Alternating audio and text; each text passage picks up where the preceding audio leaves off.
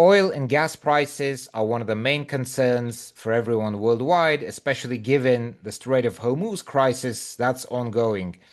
Energy security, energy supply is a big issue right now. So we brought on a specialist. We brought on a professor and economist, Damian Zorattini, who specializes in the trade and supply of LNG and natural gas from Argentina, to give us some insights on the developments. Damian, how are you today? Thanks for coming. Hi. Pleasure to be here with you. So, well, fully prepared to exchange some insights regarding those things that you're telling. Really difficult moments for the world, right? Yeah, it seems like it. It seems like it. So Yeah. basically, one of the main topics is what limitations could the Strait of Hormuz crisis have? How could it affect oil prices, LNG flows, and overall supply and costs, like the Yeah, well, crisis ongoing? indeed, that's already happening, right? I mean, one may try to think what's gonna happen. The thing is already bad since the crisis started. Okay, so you got like 20% of the whole energy production going through the strait. The thing is that it mainly supply Asia, right? Those volumes, Hmm. and now you have to supply Asia anyway, but those volumes have to come from somewhere else, right? Yeah. And that's a big issue for the whole world, for the whole energy security. For I will say mostly all of the countries.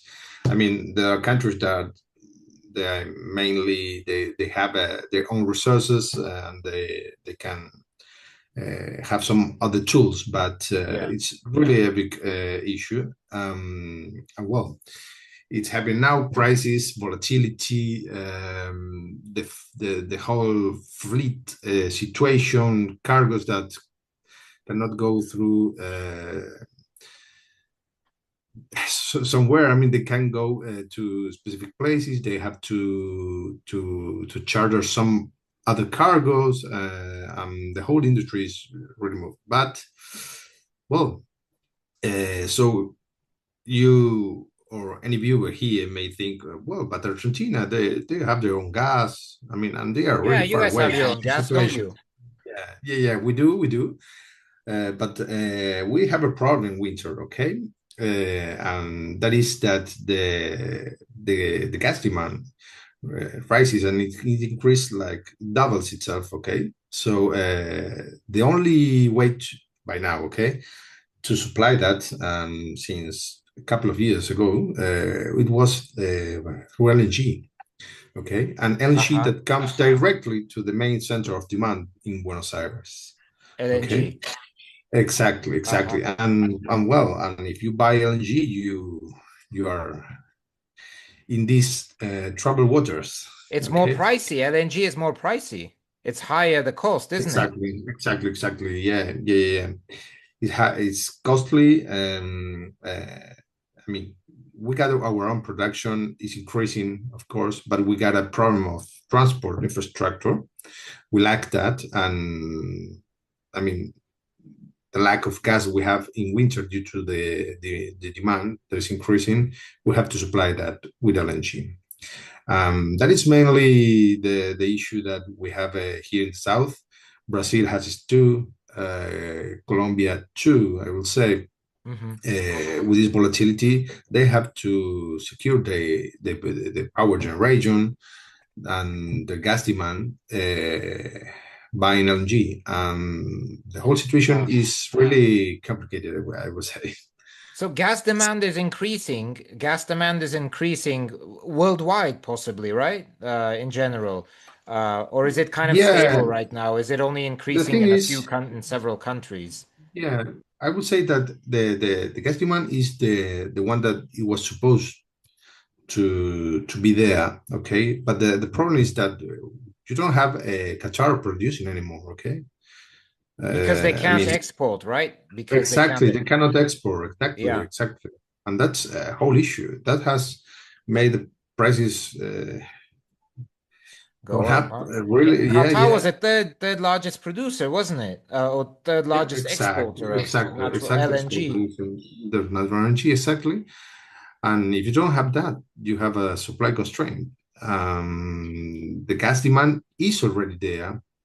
Countries are trying to see what they can do. I mean, but somehow they have to supply the demand.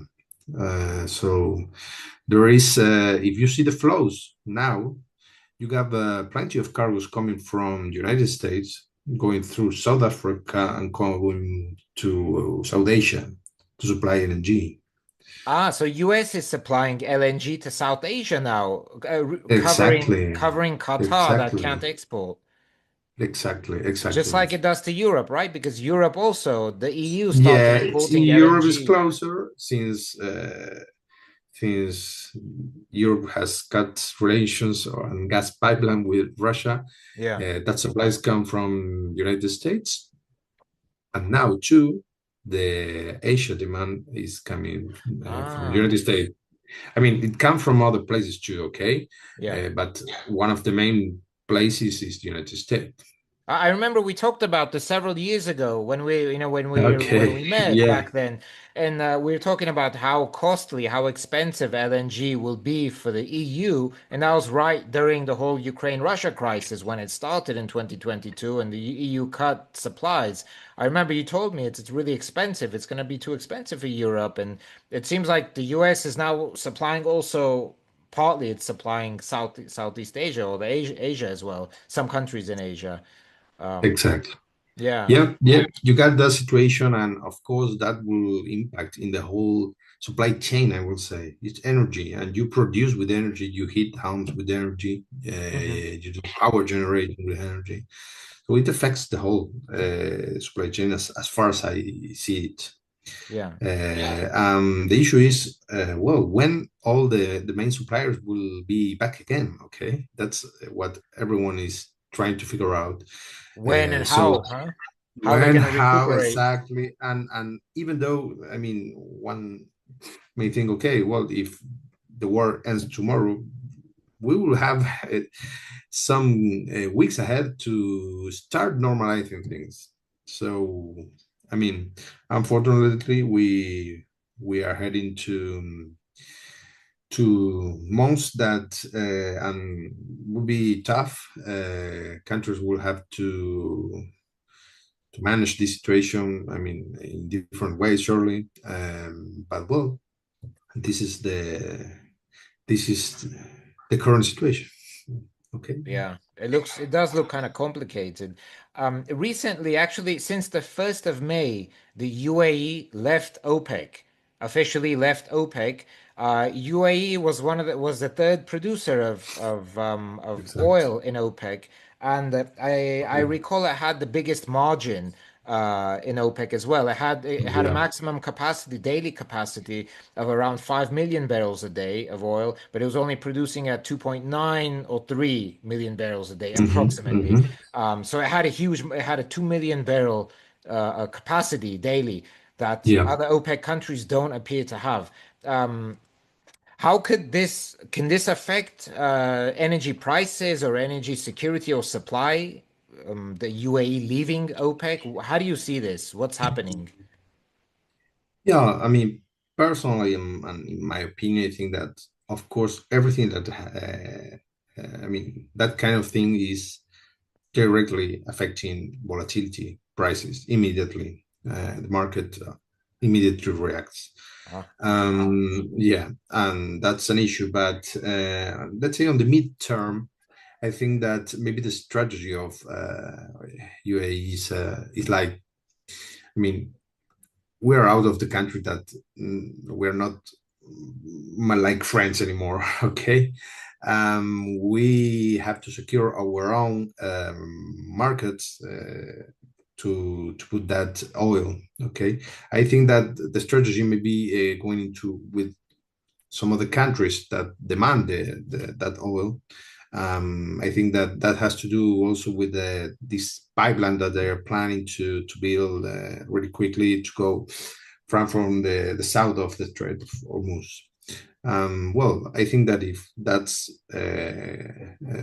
happening, well, then they will be like the winners of this situation because they will be going out of OPEP and they will be maximizing the share of they have by their own. No Okay, limitations. They can do what they no want. They're not going to limitation. be limited Yeah, by exact, OPEC. exact, Yeah. exact. I myself am thinking it could have been motivated a bit by the US as well, by President Trump in the US to kind of push them, leave, find your own markets, because they're also one of the only countries in the region that recognize Israel as well. So I'm Yeah, just wondering if there's some diplomacy there as well involved in convincing the UAE to leave, because you guys will be able to export through Fujairah, right? The port of Fujairah on exact. the eastern, and you're just Mhm. going to bypass the Strait of Hormuz. So I'm thinking maybe the US was in some way involved in persuading them, but obviously no way of us completely knowing. No, no, no, for sure. But in these kind of situations, there surely be pressures persuading people interested in okay, come with us, and well, and countries they have to decide their own destiny. So we will see. I think with the years going on, what the result of all this. I think the situation, as far as I see, is not gonna be solved soon. Okay, and even I mean, if I think that there is a whole point there with this situation that I think that it looks really good as far as I see that the situation stays the same at least for a while to maximize A status quo. profits. Yeah, profits from different countries Uh-huh. because you are now selling lots of LNG, lots of oil, uh, and some countries are not participating in that supply. So you think And it's I good? think, You think it's good that the current status quo stabilizes?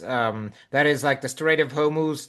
I don't want to say limitations because I mean Iran, it's going through Iran now, so Iran's obviously taken control of it, so it's not somewhat is limited, but there are still flows. But so you're saying the current yeah, status quo is it may be positive to stabilize markets? not to stabilize markets. I mean, it could be a little bit positive for trading, for selling cargoes, as you have a really the situation's prices are really really high, and there is a saying here. I mean, in troubled waters, fisherman Yeah. profits. Okay, and you got countries profiting from this situation. I think. Okay, of course there are some other situations that affects everyone here, but well, I think that if you are thinking of the role of United States, the West as a whole, to go into the whole world map, I think that in some kind, you may think that okay, this bring the West back to the whole East. I think Uh-huh. supplying. Yeah. Uh, Yeah.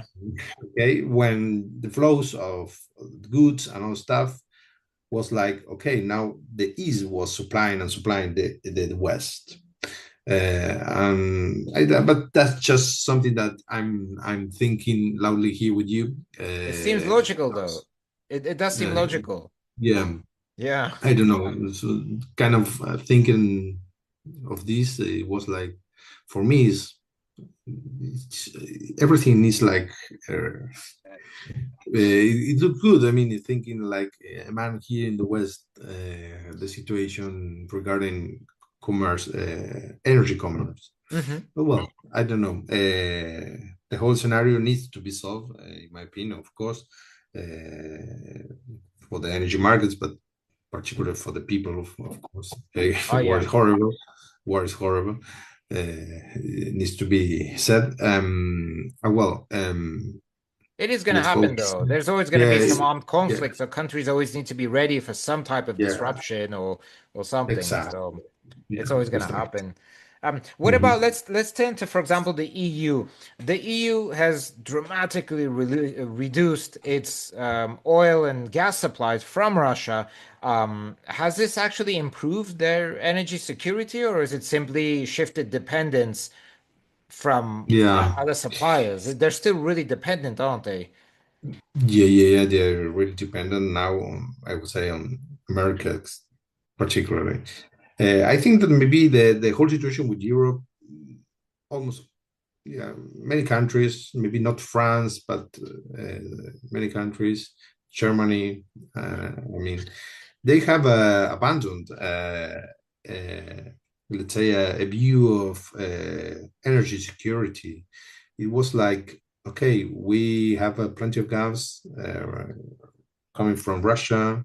Uh, let's uh, keep with that, and everything was fine until Ukraine started, Yeah. and then they have to figure out what Where is do you now get all gonna that from all of a be. sudden? Yeah, yeah. Yeah. Well, they build up terminals, LNG terminals, and they are fine. But well, now they figure that, okay, well, perfect. The whole Strait of Hormuz crisis, the whole thing, volatility. Now they are seeing themselves that now they rely on American supply or some other countries, Canada, I don't know. But the thing is, they don't have. I mean, in a couple of years, you will say, okay, we will get a mixture of things that we will be more comfortable. I think that they are relying too many on either Russia before or, well, now America. And well, the energy transitions through renewables seems to be having some, let's say, not delays, but it needs more time, and it's not gonna change the need of gas as a whole. For Hmm. example, okay, you need gas for many things, Industry, power German generation, industry, for yeah, example. industry, I remember exactly, speaking exactly, with German diplomat in particular, and he said, for example, our industry is suffering. We don't have the gas exactly. that we used to get from Russia, the cheap, Yeah, stable the supply cheap of gas. pipeline gas, and now Hmm. the Greens, which I mean, ecology, I understand ecologists as well, but they kind of contributed to minimalizing, for example, other types of energy, and now Germany is having serious problems with energy. He said, we need we need gas, we need pipeline gas, Exactly, without exactly. mentioning Russia, but he kind of suggested No, that. yeah, I mean, You can't go any other way, it's you can go another way, and the gas you need it, of course. If industry suffers, then it goes to employment and to the whole thing. It won't be good, I think. like no Something. I ways mean, margin countries for are, uh-huh. yeah, countries are struggling. I was about to say, are struggling. I mean, I see countries there in Europe. Maybe you noted it better than me, that they are asking for Russian volumes to go back. I mean, it's like, okay, we are like firing ourselves Yeah. because we need that gas to produce to live. But There well, was I don't know. discussions about that, yeah. In recent weeks, there was discussion about that from in EU circles that some people Yeah. really wanted to kind of resume it because they have no other ways. Norway's marginal capacity. It's not that much. Algeria's, I don't think it's that much. I mean, Algerian gas goes through Yeah. Spain, I believe, right? And that also kind of goes through the overall pipeline. But Azerbaijan's and Kazakhstan Caspian gas, itself isn't that much. It's not enough Mhm, to mhm. replace the 40% or what 50-60% of Russian Yeah. gas average, because some countries had 90% Russian gas, which was uh, sorry, Finland. It had about Yeah. 90% Russian gas imports, and Estonia, etc., etc. And now they're down to zero. So Exactly. yeah, there's no way around Oh that. yeah, a whole issue, as far as I see, is a whole issue, and the issue is. I mean, you may think Argentina gets don't have this problem, but we cannot buy LNG from Russia origin, for example. We are not allowed to do that, okay? As it has to do with the whole sanctions going on. Ah, We but cannot even receive a Russian vessel with having LNG from other places. So, uh, and there, what you have there, you have less supplies than the one that you may have if there were no sanctions and everything was fine with Russia. yeah. And well, that's impact the market, and of course, it it impacts the whole energy security of a country. Yeah. And for example, we have a couple minutes left here actually. I wanted to get this in. Given the current challenges, for example, I think you kind of mentioned it as well, but given the current challenges to energy security, Strait of Hormuz, EU, this and that, what risks are there for Latin America or Argentina in particular with energy security? I think you already kind of mentioned Argentina, that there's a growing demand for natural gas, but supply is not enough to meet that Yeah. demand. What other challenges are there in Latin America or Argentina in particular that you think is important to highlight? Yeah. Well, you have different situations within each country. I mean, Argentina, they export oil, so higher prices may benefit from that side, but we import LNG, so it may affect from that side. Brazil has the situation that they are net importer of LNG, but they are good at exporting several goods, so they don't have this kind of situation that it happens frequently here in Argentina, that you don't have enough dollars to pay your exports. Okay. That's something that may not be familiar with people going around the world, but it happens several times here in Argentina. I don't see this kind of problem. I see that they could achieve a positive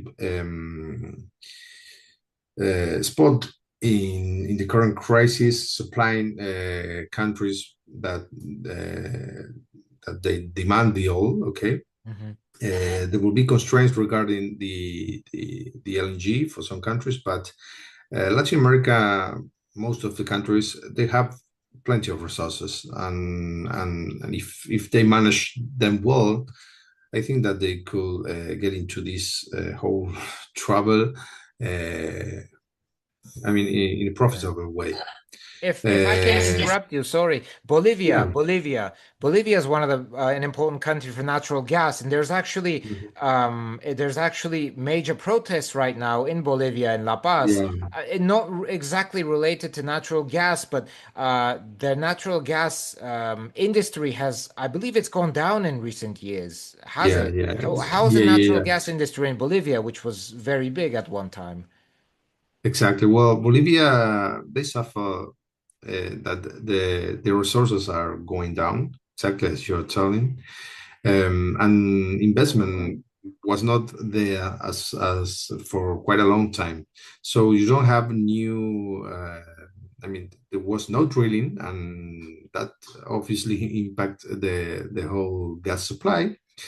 And they are now going into importing gas from Argentina. They used to Yeah, they're export importing. They're to importing. Argentina. Yeah, they used to export to Argentina 20 million cubic meters per day. But they Yes, they used to do that, and now they need to import. So it's Okay, that bad. The situation is that it's bad bad. that they Yeah, have to it has to import. do. Yeah, it has to do with geological issues regarding the fields. One of the keys that, but also with investment. Okay, because there was no investment, and well, the lack of that impacts obviously in the production of gas. We'll see with the current government if something is gonna change, but by now the needs will be to import on the side. Then you have some other countries, Paraguay and Brazil. They have a lot of hydro. and gas is not well, except from Brazil. Brazil, they do need gas, and they import lots of LNG. But you have a mixture, okay? But the biggest country, they have resources. The thing is, okay, how they manage those resources, how they insert into this whole chaos, making good business with the energy. And well, uh, I mean, the regarding gas properly. Uh, for winter, you have Argentina situation, Chile situation, prices will impact. Brazil situation, prices will impact. That will go into the whole supply chain. Yeah. Industry maybe will decide to buy or not, or to stop the Hmm. plant because it will be no profitable, will not be economical to produce with such a level of prices. So So you the got quite a prices have to situation. go down. So you Yeah, think prices have yeah, to go down for it to be more profitable, and yeah, yeah. I maybe mean, the especially UAE in leaving winter. OPEC will help. I mean, that has to do with oil mainly, right? If the Yeah. UAE leaves OPEC and they increase their marginal, I mean, that's gonna, I don't know how much that will affect gas. Will that also affect gas prices, oil prices? Are they kind of Well, tied? we need to see. Those markets are really connected, but as you have this situation with LNG supply cut, mainly from Qatar, you see that LNG is increasing beyond. We have a situation with Ukraine when LNG was above oil.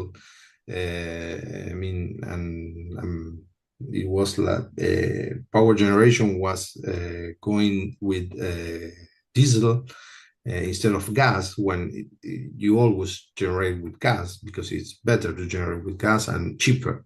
Yeah. So we don't know what can we have ahead. I think, but well, um, we have to be prepared to manage the situation in the coming months, as we are doing now. I think that's, let's say, my conclusion on this situation. The crisis will be as it is by now for me, in my opinion, personal opinion, of course.